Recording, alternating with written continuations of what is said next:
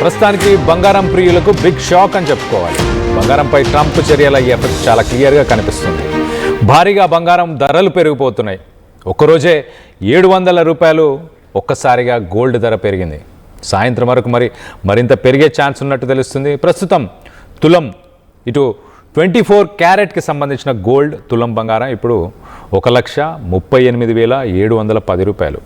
అలాగే ఇటు 22 carat gold ఒక్కసారి ఒక తులం బంగారం వాల్యూ ప్రస్తుతానికి 1,27,510. ప్రస్తుతం కిలో వెండి ధర కూడా ఇటు చూస్తే మనం రూపాయలు 2,68,000. మొత్తానికైతే ఇటు అమెరికా అలాగే వెనిజువెలా పరిస్థితులతోని రానున్న రోజుల్లో గోల్డ్ రేటు పెరగబోతుందా? ఖచ్చితంగా పెరగబోతుంది అంటున్నారు ఇటు గోల్డ్మెన్ సచ్. కొన్ని కంపెనీస్ అమెరికాకు సంబంధించిన బ్యాంకులు కూడా చెప్తున్నాయి. ఇటు 2025లో ఒకసారి మనం చూస్తే కనుక బంగారం ధరలు దాదాపు 70% పెరిగాయి. ఒక్క సంవత్సరంలో 70% బంగారం ధర పెరిగింది. ఇంటర్నేషనల్ మార్కెట్లో ఒక్కసారి ప్రస్తుతానికి రేట్లు చూస్తే కనుక పర్ ఔన్స్ లెక్కల్లో అక్కడ బంగారాన్ని చూస్తారు. ఒక్క ఔన్స్ ధర ప్రస్తుతానికి $4,400 ఉంది. ఇటు అమెరికాకు సంబంధించిన కొన్ని బ్యాంకులు మాత్రం ఏం చెప్తున్నాయంటే రానున్న రోజుల్లో 2026 ఫస్ట్ హాఫ్లోనే ఇటు $4,400 ఉన్న ఈ ఔన్స్ ధర కాస్త 5,000 మార్కుని రీచ్ అయ్యే అవకాశం ఉందంటున్నారు.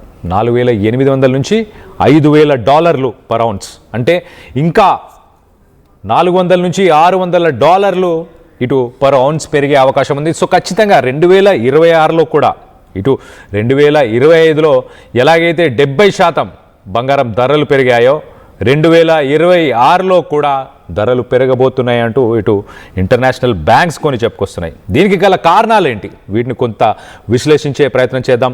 Maduro effect. ఇటు వెనిజువెలా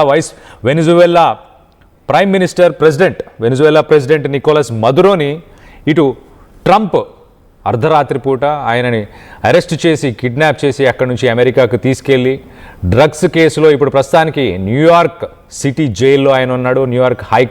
న్యూయార్క్ కోర్టులో ఆయనకు సంబంధించి ఈ ఇన్వెస్టిగేషన్ అలాగే ఈ కేసుకు సంబంధించి ఇన్వెస్టిగేషన్ అయితే జరుగుతుంది.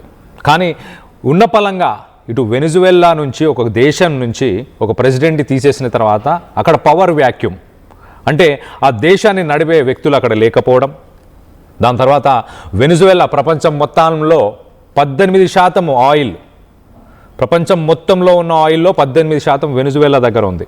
మరి ఆయిల్ నిల్వలు ఏమవ్వబోతున్నాయి అన్న సందిగ్ధత, ఆ కన్ఫ్యూజన్ ఏదైతే మార్కెట్స్లో ఒక్కసారిగా వెల్లువెత్తాయో ఆ మార్కెట్స్లో కన్ఫ్యూజన్ వల్ల వెంటనే ఇటు ఇన్వెస్టర్స్ ఎవరైతే డబ్బులు ఇన్వెస్ట్ చేస్తుంటారో షేర్ మార్కెట్స్, స్టాక్స్ వీటన్నిటి నుంచి ఒక్కసారిగా పక్కకు వచ్చేసి బంగారం మీద ఇన్వెస్ట్ చేస్తూ ఉంటారు. ఎందుకంటే బంగారం ఒక సేఫ్ హ్యావెన్. ఇది ఏ దేశ ప్రెసిడెంట్ కానీ ప్రైమ్ మినిస్టర్ కానీ దీని మీద ఇంట్రెస్ట్ రేట్లు తగ్గించేది పెంచేది ఏమీ ఉండదు. సో దీని వాల్యుయేషన్ బట్టి దీని డిమాండ్ని బట్టి దీని రేటు పెరుగుతూనే ఉంటుంది. కాబట్టి ఇన్వెస్టర్స్ వెంటనే దీని మీద ఇన్వెస్ట్ చేస్తారు. సో ఈ వెనిజువెలా ఎఫెక్ట్, ఈ మదురో ఎఫెక్ట్ వల్ల ఒక్కసారిగా ఇన్వెస్టర్స్ అంతా గోల్డ్ మీదకి వచ్చారు.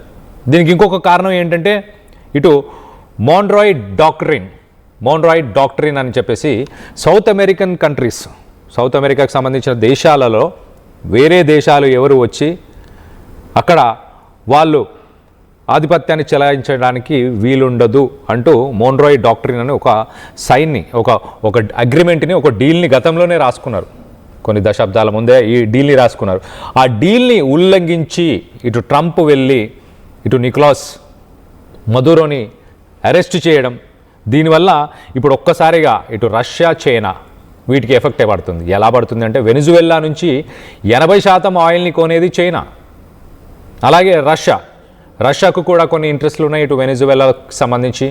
అలాగే వెనిజువెలాలో గోల్డ్ కూడా ఎంతో కొంత మైనింగ్ చేస్తూ ఉంటారు. సో గోల్డ్ ప్రొడక్షన్ కూడా ఈ వెనిజువెలా కంట్రీలో జరుగుతుంది. సో మొత్తం మీద ఈ ప్రెసిడెంట్ని తీసుకెళ్లడం వల్ల ఇవన్నీ ఒక్కసారిగా ఎఫెక్ట్ పడబోతున్నాయి. సో ఆయిల్ మార్కెట్స్ ఎలా ఉండబోతున్నాయి రానున్న రోజుల్లో? ఇటు ప్రపంచం మొత్తంలో 18% ఆయిల్ వీళ్ళ దగ్గర ఉంది. చైనాకి 80% ఆయిల్ వీళ్ళే ఇస్తున్నారు. వెనిజువెలా నుంచి వచ్చే ఆయిల్లో 80% చైనానే కొనుగోలు చేస్తుంది. సో ఒక్కసారిగా మరి ఆయిల్ పరిస్థితి ఎలా ఉండబోతుంది, ఆయిల్ ధరలు ఎలా ఉండబోతున్నాయో అర్థం కాలేదు. సో ఇంటర్నేషనల్ మార్కెట్స్లో ఉన్న ఇన్వెస్టర్స్ అందరూ వెంటనే ఆయిల్కి సంబంధించి ఎలాంటి ఫ్లక్చుయేషన్స్ ఉండబోతున్నాయో అన్న భయంతో ఒక్కసారిగా గోల్డ్ మీద ఇన్వెస్ట్ చేయడం స్టార్ట్ చేసేసారు. సో జరుగుతున్న వార్స్, ఆల్రెడీ ఎగ్జిస్టింగ్ వార్స్ మనకు కొన్ని ఉన్నాయి. ఇటు యుక్రెయిన్ వార్ నడుస్తూనే ఉంది, ఇటు మిడిల్ ఈస్టర్న్ కంట్రీస్లో కూడా కొంత అన్స్టెబిలిటీ ఉంది. ఈ రెండు కూడా ఒక ఎఫెక్ట్ అయితే ఖచ్చితంగా ఆల్రెడీ గోల్డ్ మీద చూపిస్తున్నాయి. దాంతోపాటు ఈ వెనిజువెలా ప్రెసిడెంట్ని అరెస్ట్ చేయడం అనేది మేజర్ ఇంపాక్ట్ అని చెప్పుకోవచ్చు. 2025లో 70%, 70% బంగారం ధర పెరిగిందంటే ఆలోచించండి. మరి 2026లో పెరుగుతుందా అంటే ఖచ్చితంగా పెరుగుతుంది. ఇప్పుడు ప్రస్తుతానికి ఈ ఒక్క రోజుకి 700 రూపాయలు పెరిగింది. మరి సాయంత్రంకి ఇంకెంత పెరిగే అవకాశం ఉందో తెలియదు. కానీ 2026లో బంగారం ధరలు ఖచ్చితంగా పెరగబోతున్నాయి.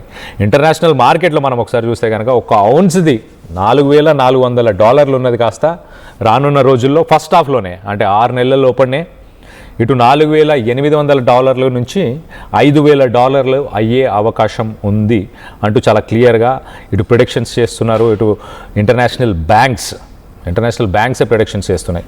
ఎట్ ద సేమ్ టైం మనం ఒకసారి చూస్తే ఈ అన్సర్టనిటీస్ అన్నిటికీ కూడా ఒక మేజర్ ఫ్యాక్టర్స్. దానివల్ల గోల్డ్ మీద ఎలాంటి ఇంపాక్ట్ ఉంటుంది అనేది కూడా ఒకసారి మీకు చెప్పే ప్రయత్నం చేస్తా.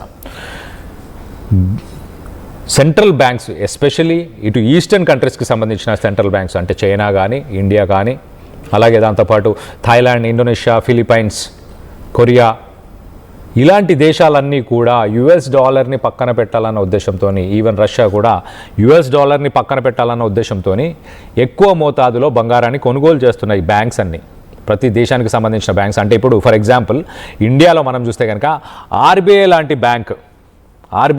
బ్యాంక్, సెంట్రల్ బ్యాంక్స్ ఏవైతే ఉంటాయో ఆర్బీఐ లాంటివి కూడా ప్రస్తుతానికి బంగారాన్ని కొనుగోలు చేస్తున్నాయి. రానున్న రోజుల్లో మార్కెట్స్ స్టేబుల్ ఉన్నా లేకపోయినా, మళ్ళీ ఒక రిసెషన్ వచ్చే అవకాశం ఉన్నా, అలాంటి వాటిని తట్టుకోవడానికి ఇటు ఎస్పెషలీ ఏషియన్ కంట్రీస్ ఇవన్నీ కూడా ఇప్పుడు గోల్డ్ని లాస్ట్ 10 years మనం చూస్తే కనుక 2015 నుంచి ఇప్పటిదాకా బంగారం కొనుగోలు చేస్తున్నాయి ఆర్బీఐ లాంటి బ్యాంక్స్, ప్రతి దేశానికి సంబంధించినవి. దాంతోపాటు ఇటు యుఎస్ ఫెడరల్ రిజర్వ్లో ఒకసారి మనం చూస్తే కనుక ఇంట్రెస్ట్ రేట్లని తగ్గించారు.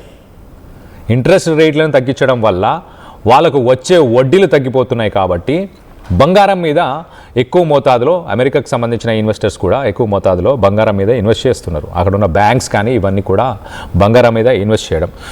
దాంతోపాటు ఒక్కసారి మనం చూస్తే 2025లో గ్లోబల్ డెట్, అంటే ప్రపంచ దేశాల మీద ఉన్న అప్పులు కూడా ఒక రకంగా భయానకమైన సిచ్యువేషన్ క్రియేట్ చేశాయి. ఇటు రిసెషన్కి వెళ్ళబోతున్నామా, ఆర్థిక మాంద్యాన్ని ఎదుర్కోబోతుందా ప్రపంచం అన్న క్వశ్చన్ లేవనెత్తాయి. సో అలాంటి సిచ్యువేషన్ కూడా గోల్డ్ రేట్స్ని ఇంక్రీజ్ చేయడానికి అవి కూడా ఇంపాక్ట్ చేస్తాయి. సో దాంతోపాటు ఇటు అమెరికన్ డాలర్ కూడా మనం చూస్తే లాస్ట్ ఇయర్ 2025లో ఒక 10% కొద్దిగా అది ఇంటర్నేషనల్ మార్కెట్లో వాల్యుయేషన్ దాని తగ్గింది. ఇంటర్నేషనల్ మార్కెట్లో ఆ వాల్యుయేషన్ తగ్గడం వల్ల గోల్డ్ అనేది తక్కువ ధరలో వాళ్ళకి చీపర్ ప్రైజెస్లో వాళ్ళకు కొనుక్కునే అవకాశం దొరికింది. సో మొత్తం మీద దానివల్ల ఇంటర్నేషనల్ బయర్స్ ఎక్కువ మంది కూడా బంగారాన్ని మీద ఇన్వెస్ట్ చేయడం, బంగారాన్ని కొనే ప్రయత్నం చేయడం. సో హెచ్ఎస్బిసి అలాగే గోల్డ్మెన్ సచ్ ఇలాంటి ఇంటర్నేషనల్ బ్యాంక్స్, ఇలాంటి ఇంటర్నేషనల్ పెద్ద బ్యాంక్స్ ఏం చెప్తున్నాయనంటే గోల్డ్ ఫస్ట్ హాఫ్ 2026 ఫస్ట్ హాఫ్లోనే $4,800 నుంచి $5,000 పర్ ఔన్స్ ఈ ధరని 6 నెలల్లోనే ఆ ధరలకి రీచ్ అయ్యే అవకాశం ఉన్నట్టు చాలా క్లియర్గా HSBC, Hong Kong Shanghai banking corporation, అలాగే గోల్డ్మెన్ సచ్ ఇది కూడా ఒక ఇంటర్నేషనల్ బ్యాంక్, సో అమెరికాకు సంబంధించిన బ్యాంక్. సో ఈ 2 ఇంటర్నేషనల్ బ్యాంక్స్ అలాగే మిగతా మేజర్ బ్యాంక్స్ కూడా ఇవే చెప్తున్నాయి. మరి రానున్న రోజుల్లో యుఎస్ ఫెడరల్ రిజర్వ్ కనుక ఇంట్రెస్ట్ రేట్స్ని తగ్గించకుండా ఒకవేళ మళ్ళీ పెంచే అవకాశం ఉంటే అప్పుడు కొంత ఇన్వెస్టర్స్ బంగారం మీద నుంచి వేరే వాటి మీదకి వేరే ట్రేడ్స్ మీదకి వెళ్ళే అవకాశం ఉంటుంది. కాబట్టి అప్పుడు కొంత రేట్స్ ఏమైనా కొంచెం ఫ్లక్చువేట్ అయ్యే అవకాశం ఉంటుంది.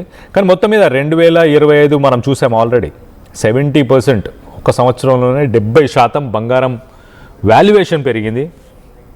దాని తర్వాత ఇప్పుడు 2026లో కూడా ఖచ్చితంగా పెరుగుతాయంటూ ఇటు బ్యాంక్స్, ఇంటర్నేషనల్ బ్యాంక్స్ అయితే చెప్పుకొస్తున్నాయి. సో ఇటు ట్రంప్ తీసుకునే డెసిషన్స్ మేజర్ ఫ్యాక్టర్ అయితే ప్లే చేస్తున్నాయి గ్లోబల్ ఎకానమీని ట్రంప్ తీసుకున్న డెసిషన్స్ వల్ల చాలా ఎఫెక్ట్ అవుతున్నాయి. ఇటు వెనిజువెలన్ ప్రెసిడెంట్ని ఆయన